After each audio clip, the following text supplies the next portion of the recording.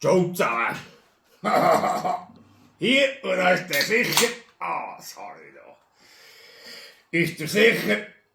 Ja, wie im pünktlich am Montagabend.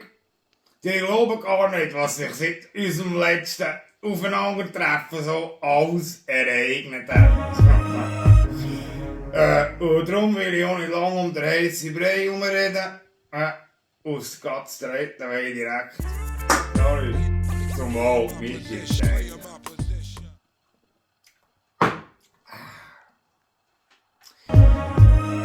Gil, das ist jetzt aber nicht die Ernst, oder? Schau jetzt. Was verdrehst du gerade deine Augen? Bist aber nicht etwa auf der Suche nach dem Hirn, Gil, gell?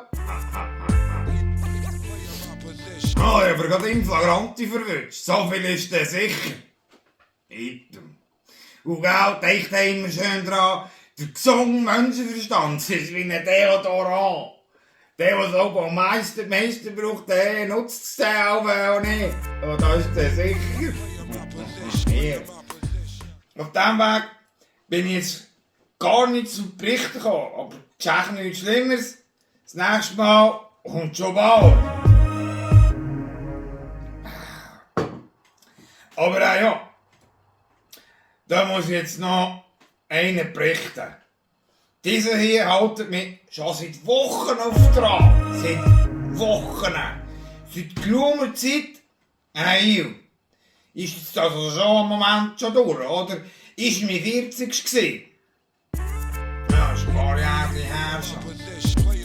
Und bin mir dann total sicher, es ist dieser Weg das perfekte Alter, weisst? Das perfekte Alter. Ja. Da bin ich mir total sicher. Zweifelsahne. Das ist ja auch Hurenplausch, aber dann weisst, das verdient mir dann auch den Spass schon einmal ein bisschen. Ja. Ich hab einfach noch nicht herausgefunden, für was. Ja. Und jetzt hocke ich an die frische Luft auf, mit meinem Feldstecher. Und dann sehen wir den weiter, gell? In dem Sinn, GLO Mädchen, habt noch einen besinnlichen Abend. Habt nicht Sorge. Salut zusammen. Zum Wohl. Tschüss. Bis dann.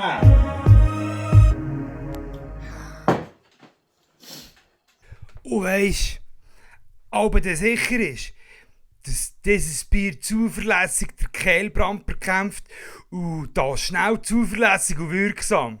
So einen wie den gibt's nur einmal. Ja eben, der Brandlöscher, gell?